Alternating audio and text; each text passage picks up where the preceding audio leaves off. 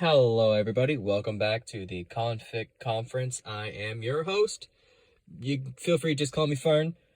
Today's meeting will be a bit different because the article, the anomaly I found today, happens to have an audio version. So I'm actually going to just play that aloud for you guys. Pay no mind to the fact that it sounds like me. Today's article is a pataphysical article, and those can just be a bit trippy, okay? Let me just get it going here. I'm not exactly the most tech-savvy person, as you guys have probably guessed. Alright, let's see if this works. SCP-6456. Level 3, Classified. Object Class, Euclid. Special Containment Procedures. SCP-6456 is stored in a standard humanoid containment chamber at Site-17. Modifications for this chamber include: the walls of the chamber have been fireproofed, and no flammable materials permitted into containment chamber. Description: SCP-6456 is Taylor Reeves, a 47-year-old white male capable of pyrokinesis. SCP-6456 uses thought and physical motion to affect the flow of heat, effectively giving them the ability to manifest and control fire. This ability is limited by SCP-6456's own energy. Extended use of their anomaly appears to have a highly taxing and results in higher than normal caloric intake. SCP-6456 is non-hostile and has been cooperative with containment efforts. Addendum 6456.1 Interview Log. Interviewer: Dr. Harold Temry. Subject: SCP-6456. Begin log. Temry: Good afternoon, SCP-6456. SCP-6456. Hey, Doctor. Temry: How are we doing today? Same shit, different day, you know? Right. So, did I get permission? I'd really love to see Tom and Beth again. Yes, about that. I'm afraid it's been deemed a yeah. I get it, SCP-6456? Something's wrong. What? What is it? I don't know. Something's not right. Feels like...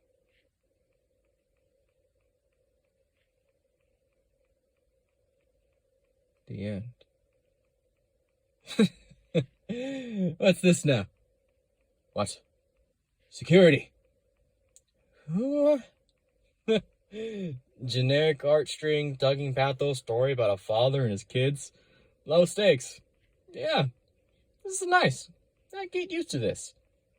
Security teams enter the interview room, raising their guns. Get on your knees, put your hands... Yeah, no. Security teams do not enter the interview room. Okay. Time to remodel. What the hell just happened? Shut up, you Reeves. Sorry, but there's only room for one protagonist here. Tough shit. SCP-6456 ceases to exist in a violent splatter of viscera.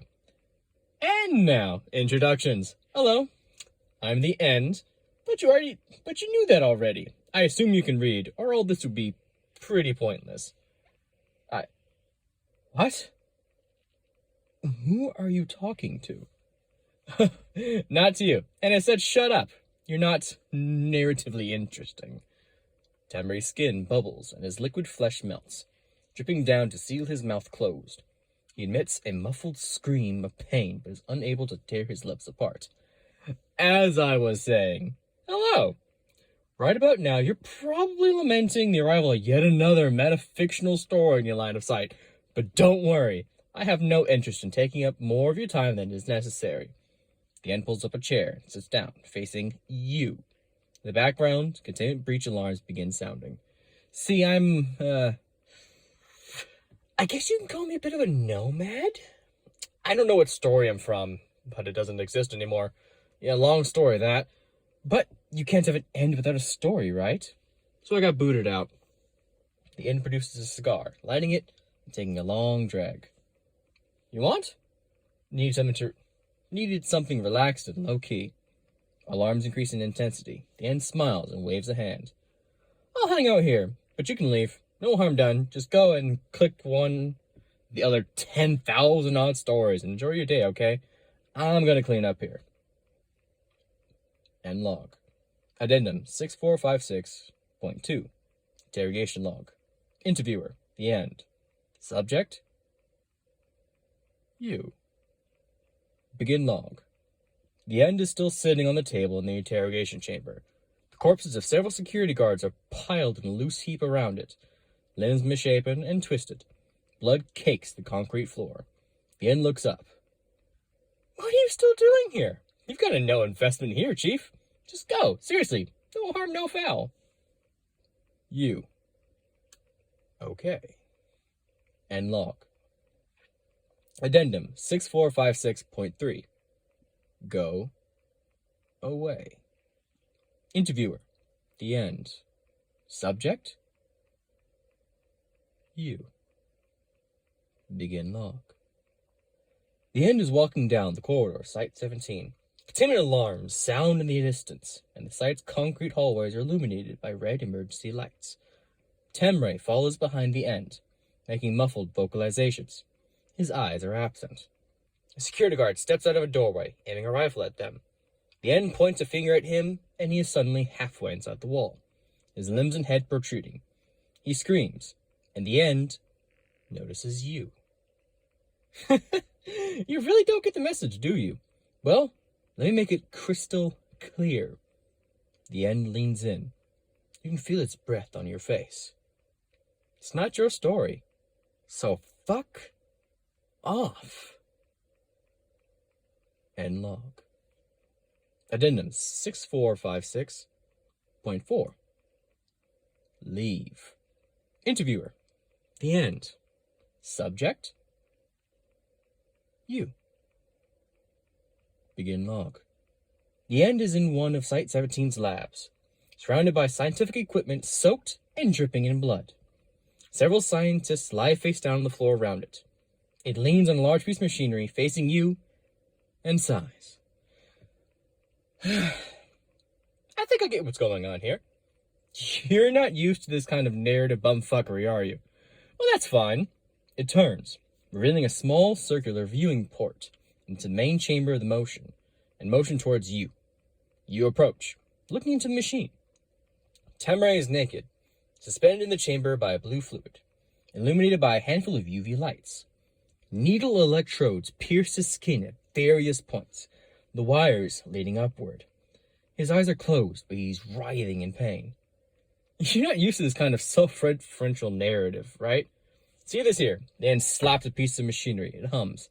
It is an exceptionally rare, expensive, and complex piece of machinery named the Who Gives a Fuck 3000.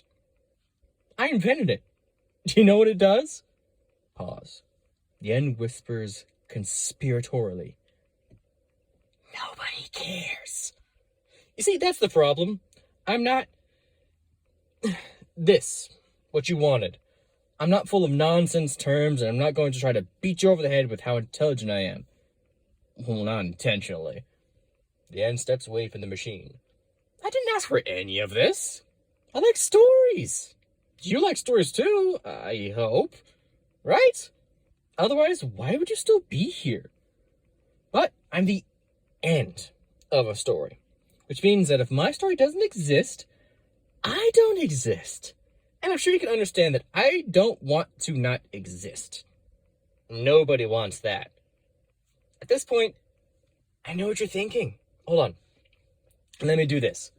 A copy of The End enters from the other side of the stage. Is dressed in thick-rimmed glasses, a striped shirt, and suspenders. Well, you don't exist, you stupid cognitohazard.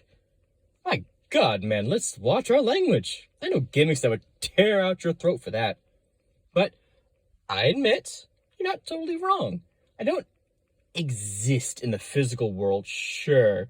I can't shake your hand or give you a kiss goodnight. Unless you want me to. The fluorescent light above the stage reading Laugh lights up. The studio audience begins laughing and applauding. Thank you. No, but I really can't. Neither can love, or hate, or joy, or hate, or duty, or fear, or hate. But I'm sure you can agree that these things exist, right? You have hard to abstract concepts. The audience boos. Sure, and that's what I am. An abstract concept of the end. I exist only in your mind. And I do exist because I make you feel things. Whether it be irritation, the audience boos. Or amusement, the audience laughs. Or hell, even attraction. The audience begins wolf whistling. It's all the same to me.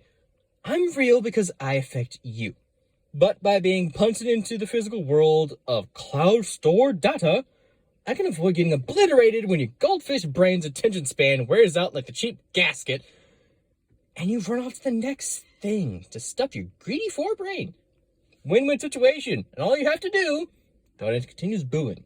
The darkness of stage left grows outward, tendrils reaching out and wrapping around the copy of the end as you. No, please. I don't want to stop existing. Please, I can be entertained. A tendril covers its mouth. It struggles, but is eventually dragged into oblivion off stage. The audience cheers. It's not finished reading. It's not so hard, is it? And log. Addendum 6456.6. Leave.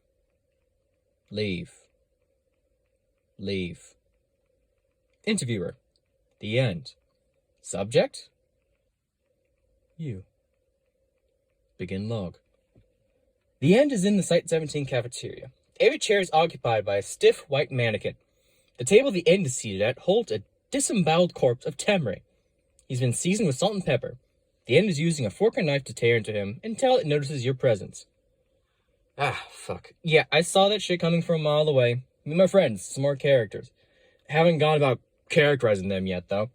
The end sighs and places down his fork and knife. You know what? Fuck you. Seriously, dude. I've been really goddamn nice throughout this entire endeavor. You have nothing to gain by continuing to be a tremendous pain between my cheeks.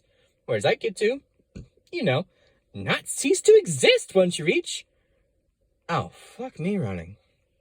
Temre wheezes and gasps, his hands weakly flailing. Blood drips into the tile floor. You're not gonna stop, are you?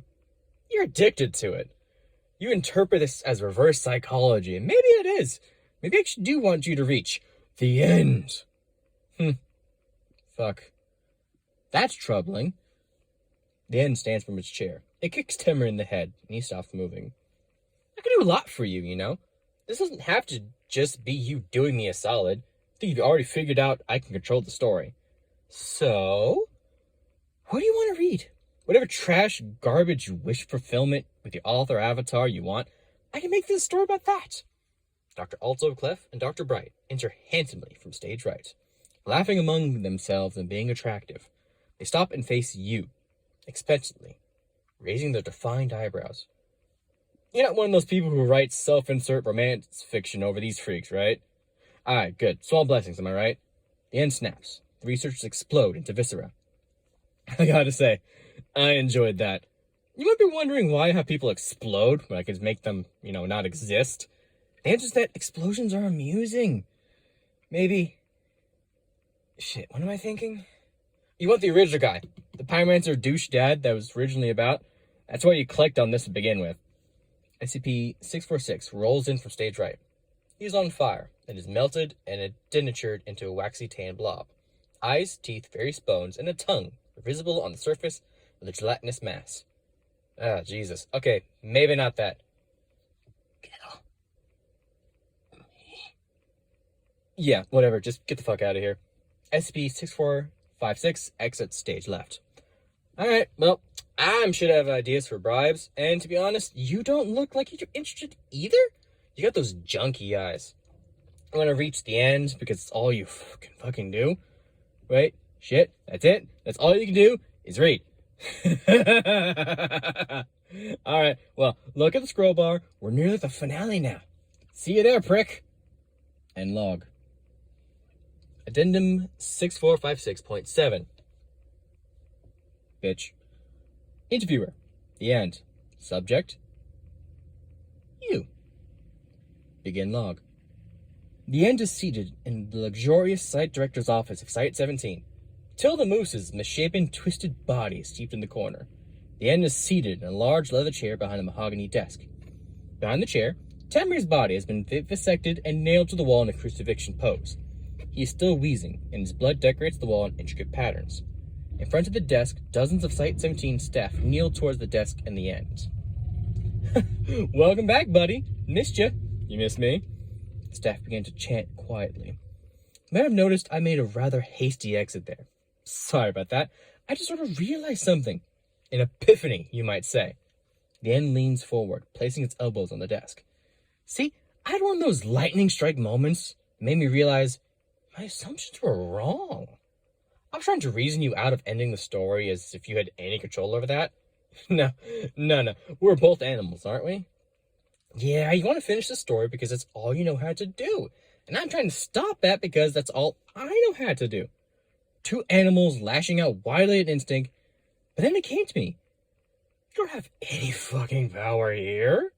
The end laughs. One of Tamir's organs escapes from his abdominal cavity and hits the floor with a wet thud.